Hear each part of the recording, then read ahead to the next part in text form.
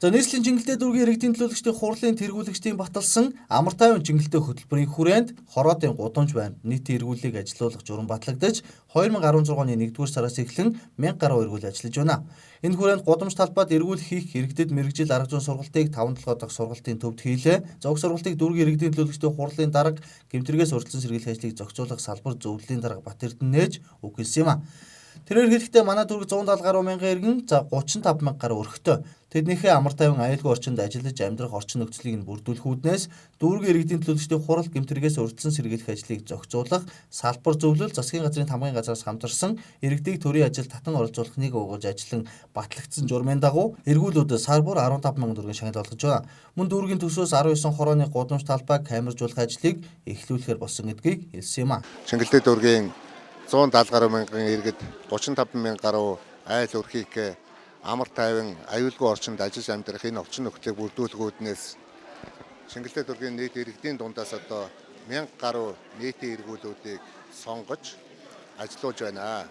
За нийтийн эргүүлүүд маань өнөөдөр ажиллах журамтай, за ажлын одоо бас хантааз, ажлын үнэмлэхтэй сар бүрийн одоо бас нэг 10 гаруй мянган төгрөгийн урамшилтай ингэж ажиллаж байгаа.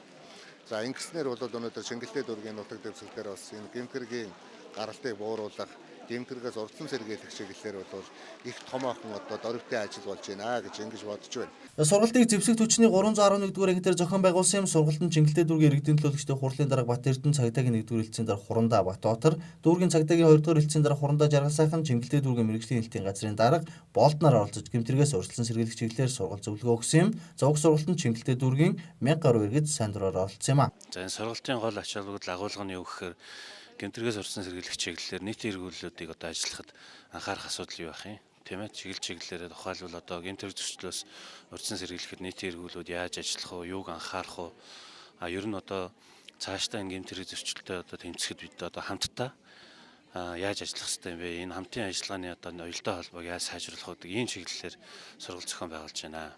Зөвхөн өнөөдрийн үйл ажиллагаанд тэгэхээр манай хорооны бараг 87-90 хүн бараг оролцсон байна. 2 утас дүүрлээ тий 100% ирсэн. Тэгээд ер нь энэ үйл ажиллагааг ард иргэд маань ч гэсэн хүмүүс маань ч гэсэн бүгдөө бол мэдж байна.